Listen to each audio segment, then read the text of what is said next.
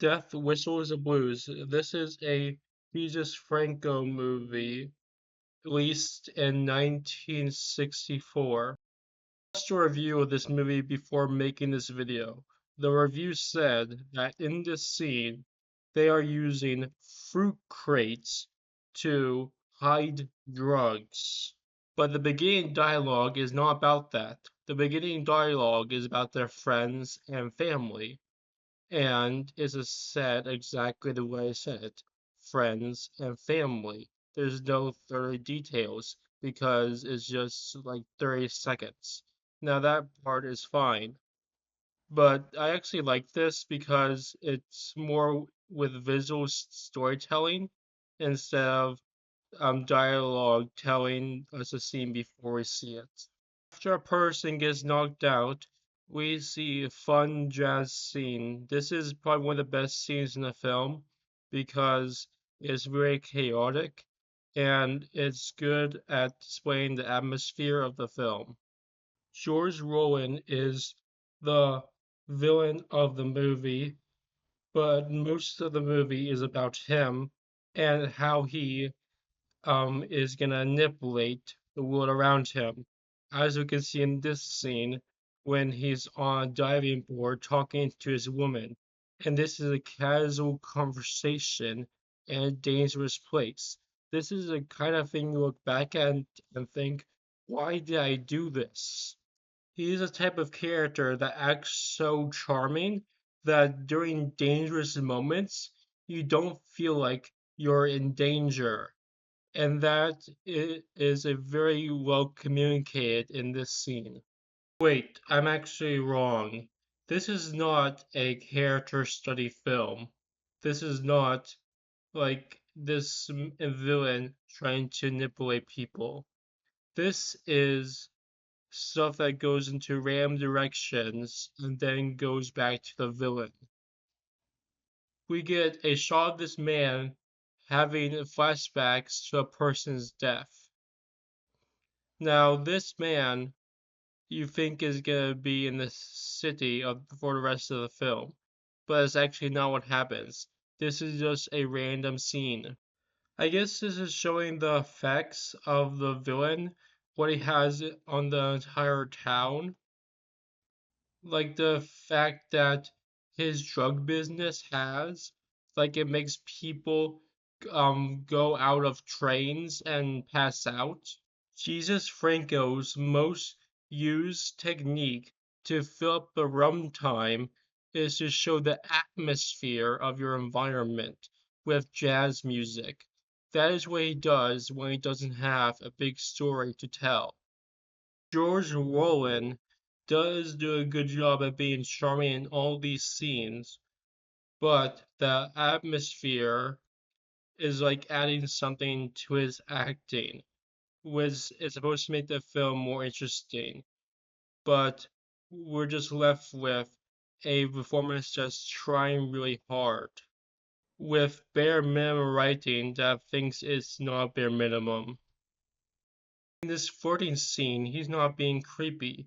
He's just being casual and charming. Maybe to a woman this is still creepy, but the scene is not focusing on him being creepy. He's just being casual and charming. So we're instead focusing on the divers in the background. We also see scenes of him gambling. This is also a huge missed opportunity because this sort of gambling type game, I don't know what they're playing, but it seems like a gambling type game is a good way to show how evil and charming a character is. But the movie completely misses that opportunity and just goes to the next scene. We get scenes of the person who is driving the drugstore um, car in the beginning of the film, also being very casual in this arm wrestling scene. Why isn't this our main villain? Why isn't this the character study? Why does it have to have George be the main villain? Is it because the actor was a better actor? Well, he does have more flirting scenes with the woman than George, So it technically has more scenes of him being manipulative and charming. So I guess he was also seen as a very good actor. But his scenes are more played lighthearted. So he's even better at being manipulative because he's being lighthearted as he's giving drugs to people. But his lighthearted charm works until this scene when he's fighting. Jesus Franco actually showed this scene to Orson Welles, and Orson Welles liked it so much says that's how Jesus Franco started working with Orson Welles. This film wastes your time with atmosphere with these little kid scenes. Like there's like 2 5-minute little kid scenes in this film.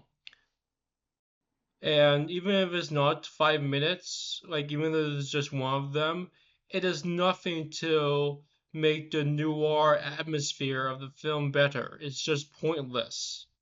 I guess the director knew that scene was pointless too, because right after we get scenes of George wearing a mask like he's in a play with Cleopatra. And this is actually a very good scene because it's filled with atmosphere at this party. This is one of the things that Jesus Franco does best. Weird, confusing scenes that are carried by actors. Film ends with George dying because they found out the drug scheme.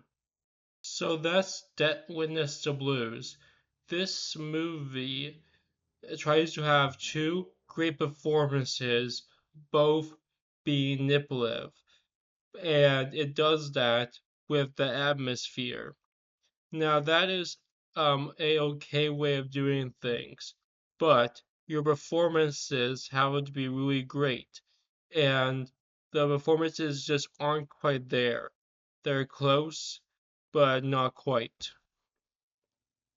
And also the writing could have been a lot more um mean and comedic. Like he could have been being a lot more over the top. I guess that would have made the film less realistic. I guess the best way to view this movie, if it's a realistic story told with atmosphere that Jesus Franco could have shown to other directors to get to work with them. Well, you might find this movie interesting if you aren't fully obsessed with cinema and you don't have a lot of time on your hands, then I would not recommend this movie.